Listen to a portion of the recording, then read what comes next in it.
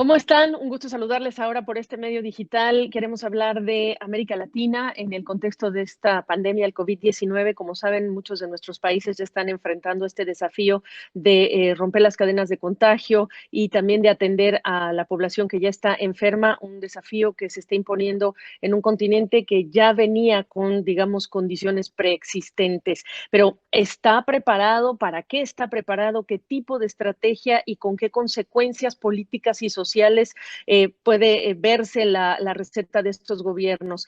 Preparó un estudio muy, pero muy interesante al respecto con los casos de nuestra región directamente, pues los expertos de Eurasia Group, y tengo la oportunidad de charlar hoy con Daniel Kerner. Él es el director de investigación para América Latina de Eurasia Group y me acompaña desde Washington. Reiterarles gracias, Daniel, a la audiencia que nos está viendo. Por favor, esto es una conversación entre todos, así que si tienen ustedes preguntas específicas, háganlas, escríbalas, mándelas y nosotros se las vamos a hacer aquí a Daniel en los próximos 20 minutos. Bueno, no sé, ¿por dónde empezamos, Daniel? Recordar, por supuesto, que veníamos de un año 2019 de protestas, que veíamos a los chilenos en las calles, a los ecuatorianos en las calles, etcétera, y cae esta pandemia y además cae esta guerra entre Arabia Saudita y guerra entre Rusia por los precios del petróleo. Te escucho. Sí, realmente no podía haber sido un año peor para que esto pasara. Y la verdad que lo que vemos es que la región está muy vulnerable. Ya venía, como tú decías, con problemas económicos, con problemas sociales, con líderes políticos muy débiles y ahora tienen un problema económico, social, político y de salud enfrente muy, muy grave, ¿no? Los gobiernos todavía están empezando a ver lo que ya en Estados Unidos y en Europa estamos viendo de problemas de salud, tomando decisiones, sobre todo de cerrar sus economías, que va a tener un impacto muy fuerte. Y la verdad es que gobiernos que tienen poca capacidad para responder fiscalmente, sistemas de salud que no son tan fuertes como los de los países avanzados y sociedades con altos niveles de informalidad y yo creo que con mucha poca capacidad de implementar el tipo de restricciones para aplanar la curva que estamos viendo. Entonces, a lo mejor en el corto plazo parece que algunos lo manejan mejor que otros. Yo creo que mediano o largo plazo va a ser muy difícil y en las próximas semanas podemos empezar a ver cosas mucho más complicadas. Claro, y más complicadas para países que ya lo estamos viendo. Ecuador, que en los primeros días de que llegaba esta pandemia a nuestro continente tenía ya problemas por la cuestión de la caída en los precios del petróleo. Ustedes separan a varios países en un Uh grupo, -huh. Argentina, Brasil, Ecuador y México como los más vulnerables, política y económicamente hablando, tanto en el corto plazo como en el largo plazo. ¿Por qué? Yo diría acá Argentina y Ecuador porque ya venían con situaciones económicas muy difíciles, años de crisis económicas, los dos con programas difíciles que no podían implementar del Fondo Monetario, los dos con dificultades para cumplir sus deudas. Esto simplemente lo agrava más. Argentina está por renegociar la deuda, veremos si puede. Ecuador ya anunció que lo va a hacer. Para Ecuador es aún peor. Es una economía dolarizada, con el dólar fuerte y precios del petróleo bajo, una combinación muy mala y elecciones el año que viene. Y Argentina simplemente porque por más que trate el gobierno de dar ciertos beneficios económicos, no tiene de dónde sacar el dinero. El gobierno de Argentina creo que ha respondido bien y fuertemente para intentar contener el impacto de salud, pero económicamente están mal. Paradójicamente, Brasil y México, Brasil principalmente por la respuesta del presidente. Los gobernadores han tomado decisiones fuertes para tratar de contener el problema social, pero el presidente Bolsonaro sigue minimizando el problema, queriendo poner límites a las restricciones de salud, lo cual probablemente termine en los próximos meses quitándole efectividad a esas medidas. Y México a lo mejor el más paradójico de todos, porque en términos estructurales, políticos, hay un presidente muy fuerte, todavía con mucha popularidad, y económicamente México está sólido. México podría lanzar un programa de estímulo fiscal fuerte, ayudar a empresas, ayudar a la gente que se va a quedar sin trabajo, pero hay un presidente que viene minimizando el problema de salud, que ha restringido la capacidad de sus propios funcionarios para tomar medidas similares a las que estamos viendo en otros países, y que además no quiere hacer un programa de estímulo fiscal porque quiere seguir gastando en algunos proyectos que él tiene y mantener la disciplina fiscal. Agravado en México por la caída de precios del petróleo, se ve una situación económica y de salud muy fuerte. Hace unas horas, los contribuyentes, las empresas, se vencía la fecha para presentar la declaración de impuestos y en redes sociales tú lo buscas y encuentras SAT, le pago al fisco o le doy dinero a mis trabajadores que se tienen ya que ir a casa porque ya no hay opción y simplemente no tienen ese ingreso. Lo que agudiza también la situación y ayúdame a entender lo que estás viendo es la pobreza que venía nuevamente subiendo y Ujú. también el alto nivel de informalidad en nuestros países.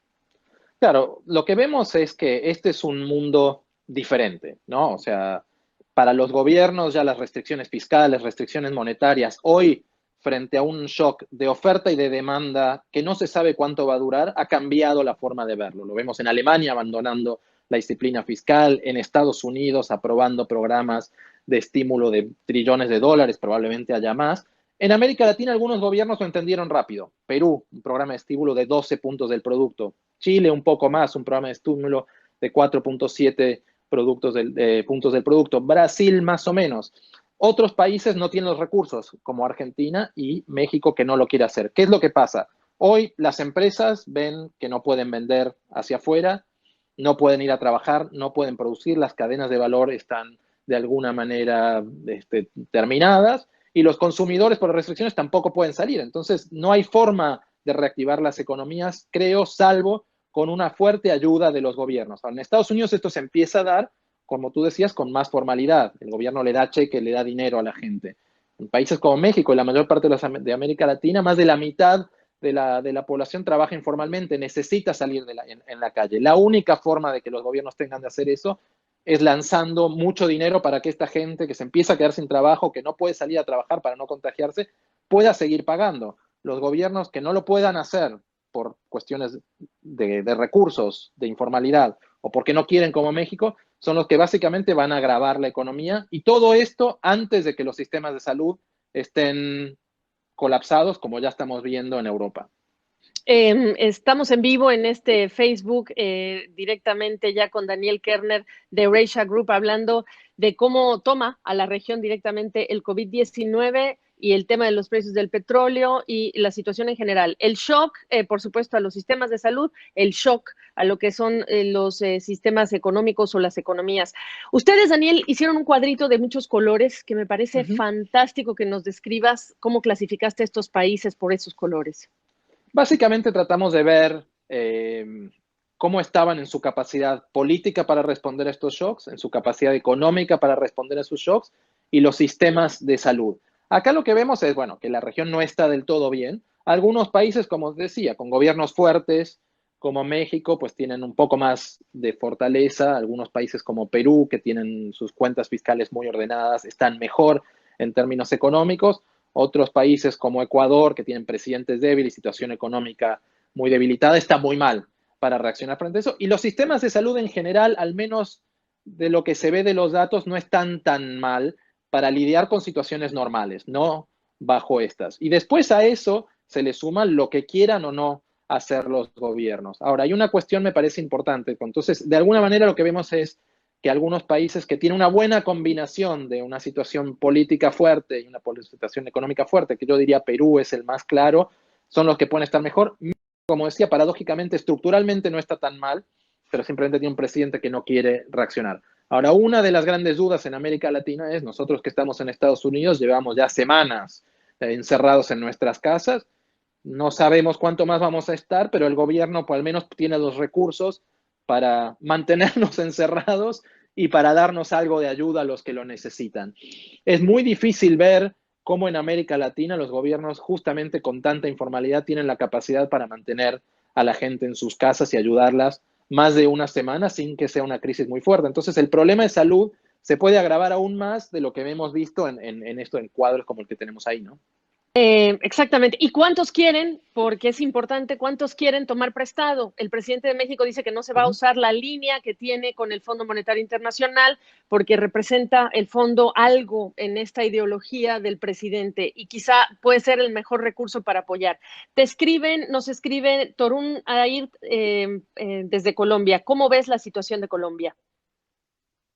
Colombia está en un punto algo mejor más intermedio. Económicamente está mejor que Argentina, que Ecuador, diría, hasta que Brasil. La caída de los precios del petróleo le pone fuertes límites. Teníamos un presidente bastante débil, ya Duque, las protestas que tú mencionabas en Chile se empezaban a ver en Colombia. Yo creo que si Colombia decidiera tendría más margen para actuar fiscal, al menos en el corto plazo. Después, el largo plazo será un poco más difícil. Yo creo que tienen esas capacidades con ciertas limitaciones. Como te decía, también es una cuestión, me parece, de la clase política de cambiar su mentalidad, de que hoy la prioridad tiene que estar en ponerle un piso a la crisis política, económica y social, más que en cuidar las cuentas fiscales. Yo creo que Colombia puede hacerlo un poco más. Y aquí algo que tú mencionabas creo que es importante. Esta crisis toma al mundo en un muy mal momento. Si algo hemos visto en todas estas semanas es que no ha habido nada de cooperación entre China, Estados Unidos, Europa. Para América Latina y diría para mercados emergentes, yo creo que una de las pocas formas que pueden tener de estar un poco mejor es un fuerte paquete de ayuda internacional con el Fondo, con el Banco Mundial, con Naciones Unidas. Algo se habla, pero en un esquema de poca cooperación regional y global es difícil que pueda ser de la magnitud necesaria para contener esta crisis. Una cosa importantísima es que pese a toda digamos, la tormenta política que hemos visto desde el año pasado con el Congreso y el Ejecutivo y la renuncia entonces de un presidente, bueno, si hay algo que ha mantenido al Perú, pues es esa solidez y el manejo del Banco Central. El presidente del Banco Central, yo diría que es el héroe en esta situación tan tensa. A ver, me preguntan desde Panamá y me preguntan también de Centroamérica y de El Salvador, que a muchos en redes sociales ha sorprendido el presidente Bukele. Algunos llamarían a sus medidas exageradas, otros dirían oportunas. ¿Cómo lo ves tú, Centroamérica y El Salvador? Y apuntando a que las remesas acá, yo no creo que esta vez vayan a funcionar las remesas. No, yo creo que tú tienes razón. O sea, esto para América Central, yo creo que el problema más grande es el tema de salud y el tema económico, como decía. O sea, tanto América Central, remesas son muy importantes, eso va a ser uno de los sectores más afectados de la economía americana en los próximos 2, 3 meses. Muchos son trabajadores ilegales que no van a recibir ayuda del gobierno, entonces eso va a ser un shock muy fuerte para muchas de estas economías. En general, la mayor parte de los países de América Central, incluyendo El Salvador, actuaron decididamente, a diferencia de México, que para al menos contener el virus y tomar fuertes decisiones.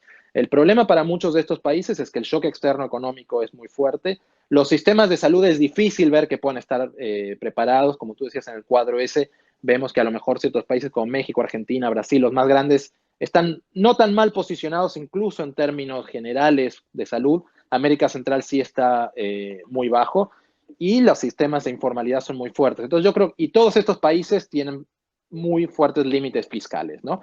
Tal vez la única cuestión que yo creo que puede ser un poco más optimista para estos países es que una ayuda de un tamaño no tan grande que venga del Fondo Monetario, el Banco Mundial de afuera, sí puede hacer una diferencia. Mientras que un país como Argentina, un país como Colombia necesita, o un país como Brasil necesita paquetes de ayuda mucho más grandes que no van a recibir. Ahora, cuando Latinoamérica escucha Fondo Monetario Internacional, hay un trauma y el trauma son las condiciones que se están Uh -huh. imponiendo. Y el trauma es que esas condiciones, y no necesariamente la gente piensa en los errores que cometieron sus gobernantes antes de que tuvieran que tocar la puerta a pedir ayuda, que esas restricciones y que esas condiciones pues no caben en este momento. ¿Anticipas que incluso aquellas instituciones que van a prestar lo vean diferente? Haya un llamado para condonar la deuda de algunos países, los más pobres, pero se han incluido políticos de México, de Ecuador, de Brasil. ¿Qué me dices cuando hablas de estas instituciones y el trauma que tenemos en la región? No, yo creo que hoy el fondo ha sido una institución un poco diferente. Inclusive en los dos países que tuvieron programas fuertes, Ecuador y Argentina, las condicionalidades fueron mucho más limitadas que las que veíamos en el pasado. Yo creo que hoy es un fondo más flexible y sobre todo, parte por el nuevo liderazgo, parte por el tipo de crisis que estamos viendo, yo creo que mucho más dispuesto a cambiar esta mentalidad de dar ayuda simplemente para que los países no colapsen en el corto plazo si tienen que tomar medidas como las que se han tomado en Europa y en Estados Unidos. Pero por eso decía, yo creo que tiene que venir no solo de la decisión de países individuales de ir al fondo, que muchos lo están haciendo, sino además de algo mucho más generalizado, de estas instituciones con apoyo de China, de Estados Unidos, de Europa, que organicen algo, pero eso hoy todavía no está, todavía esos fondos no están. Yo creo que el Fondo Monetario tiene los fondos que tiene, los distribuirá, para los países chicos será más fácil, para los más grandes no va a haber. Yo creo que los países tendrían que apurarse, pero sin una algo más global armado que hoy no se está viendo, yo creo difícil que puedan hacer, pero no creo que sea un fondo parecido al de los 90 o la década pasada. Vladi Fierro, y esto va a ser, vamos a hablar de Venezuela porque varias personas tienen duda de Venezuela. Vladi Fierro dice, es aconsejable el endeudamiento de los estados sobre esta situación, y José Luis Lozano habla de que si crees que ha llegado el momento que los bancos ayuden económicamente a los trabajadores.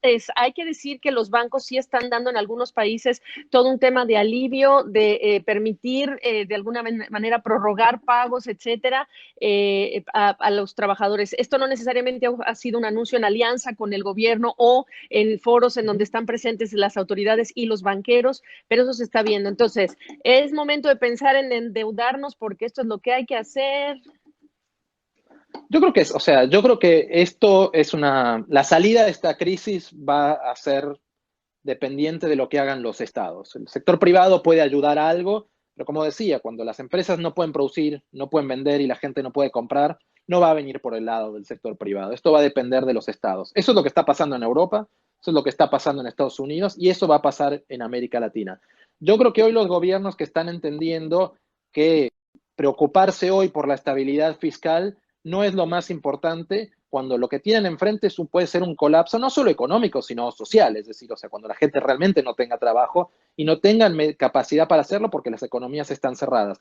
Yo creo que hoy es importante no solo endeudarse, sino gastar, ir a pedir a las instituciones internacionales, hacerlo de manera correcta. Yo creo que si uno ve lo que han hecho Brasil, incluso Argentina, Perú, Chile, ha sido un gasto único por una vez para tratar de ayudar a que no colapsen de alguna manera la economía, es decir, no están sumando gasto que va a estar ahí por el resto de los años. Hay medidas que se pueden tomar, yo creo que los gobiernos que las tomen con más fuerza y más valentía y mayor capacidad técnica, a lo mejor tienen mejores probabilidades que no, los que no, no. Pero sí creo que es un momento donde los gobiernos y lo vamos a ver, van a empezar a cambiar esa mentalidad y los que no lo hagan, pues van a pasar una crisis fuerte. Y con los bancos, yo creo que es un poco algo parecido. Los bancos tampoco pueden prestar el dinero de los depositantes que no es de ellos y crear una crisis financiera. Por eso esto tiene que venir de la parte de gobiernos, ayudar empresas, ayudar bancos, ayudar consumidores y después verán.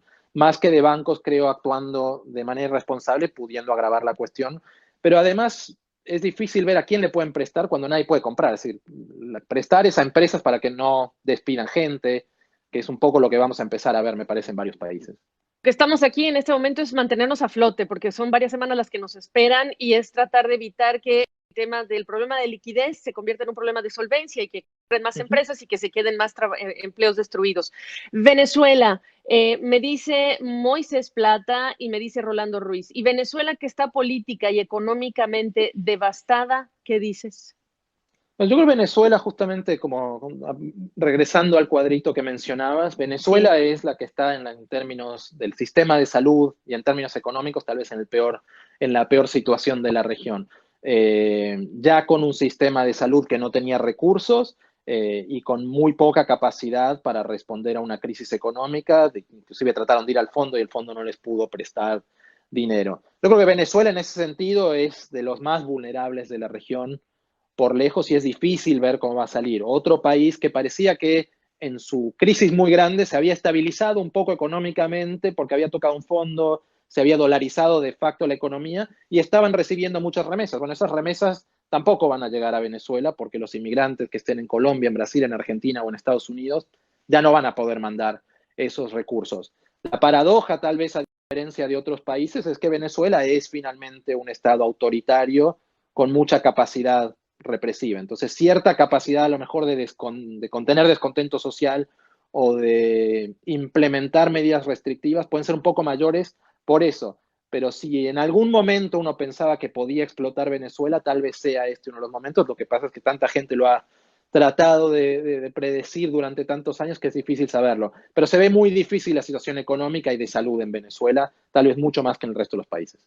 Dice, bueno, Noemí Garciliglia dice que si todo esto se veía venir, solo es el coronavirus, solamente reiterar que veníamos con condiciones preexistentes, ya que estamos hablando mucho de medicina y tiene que ver cuánto nuestros países han ahorrado, cuánto se habían hecho las reformas o no, qué espacio, digamos, tienen los especialistas. Aquí hablamos de bancos centrales, pero también hablamos de el dinero, las arcas, los expertos fiscales, los ministros de Hacienda para trabajar y extender este tipo de ayuda en esta contingencia, pero nada es suficiente. Eso es lo que quiere decir Daniel, lo que dicen las autoridades en Europa, nada va a ser suficiente y quienes tienen ese espacio de maniobra lo tienen que hacer y si no buscar que les ayuden.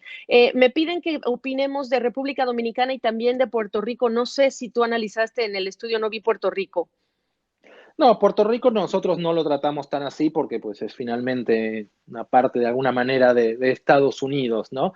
Y lo que pasa en Puerto Rico va a depender mucho más de la respuesta que haga el gobierno federal de Estados Unidos y la voluntad de darle ayuda a Puerto Rico, mucho más de lo que puede hacer Puerto Rico por sí solo. Una isla que venía ya con muchos problemas económicos, muchos problemas sociales.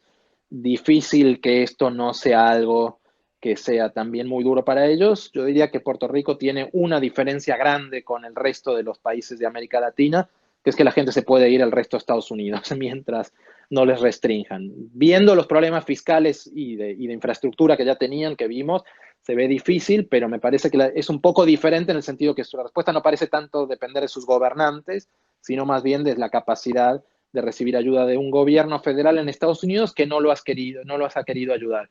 Y República Dominicana yo lo pondría un poco con el resto de América Latina, y ahí el resto de América Central, y ahí pondría el resto del Caribe, ¿no? Una economía que venía más o menos funcionando bien, con estabilidad económica y estabilidad política, pero con recursos limitados para hacer frente a semejante crisis, me parece, ¿no? Y probablemente con niveles de informalidad y un sistema de salud que tampoco sean tan capaces de manejarlo. Y acá algo que va a ser interesante ver, pensaba ahora porque hay elecciones en República Dominicana, es que algunos gobiernos, lo que estamos viendo es que los que actúan con más decisión, y eso es cierto en Europa y creo que también es cierto en América Latina, ven de hecho sus niveles de aprobación subir, ¿no? Entonces, los que venían muy golpeados, como incluso Piñera en Chile, se están viendo un poco fortalecidos. La duda es, a medida que tengan que mantener estas restricciones a la actividad económica por mayor tiempo, yo creo que vamos a empezar a ver el enojo social creciendo y va a ser un poco más difícil. Y en la región en general no hay elecciones, o hay pocas elecciones este año, hay muchas en 2021 y 2022, y esas elecciones yo creo que hoy se ven muy, muy impredecibles. Minutos que me queda. ¿Se la juegan?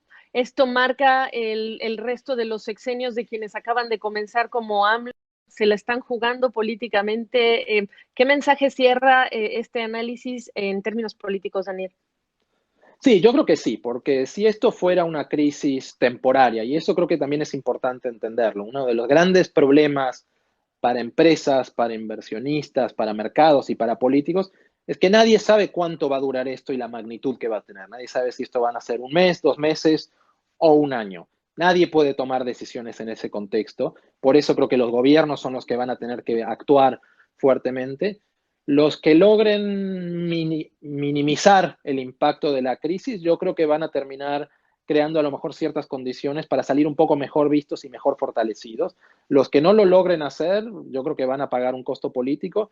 Y lo que sí es una gran duda en todo el mundo hoy es cómo van a salir las sociedades de esto. Yo creo que si en América Latina y en el resto de los mercados emergentes vemos que la crisis de salud es tan grande como ha sido en Europa, con estos sistemas mucho más vulnerables, podemos ver cambios de radicalización política mucho más pronunciados que los que hemos visto, y yo creo que eso es un gran riesgo para muchos gobiernos hoy. No descarto incluso Estados Unidos en este año electoral, por Así cierto. es. Así que hay que sacudirse mucho ese pasado porque esta crisis es inédita en muchos sentidos. Mil gracias. Este es un informe muy bueno que han hecho ustedes con un resumen muy completo y ese cuadro es muy útil para nosotros periodistas. Daniel Kerner de Eurasia Group. Gracias, cuídate. Un abrazo, saludos Igualmente. hasta Gracias. Washington. Y a ustedes les decimos gracias, vamos a seguir haciendo este tipo de contenidos acá vía digital. Espero haber traído todas, la mayoría de sus preguntas y también los quiero invitar a que se suscriban a nuestro podcast sobre coronavirus con el doctor Elmer Huerta. No se lo pierdan, suscríbanse en cualquiera de las plataformas que ustedes usen. Que tengan buen resto de su día. Cuídense, yo soy Gabriela Frías.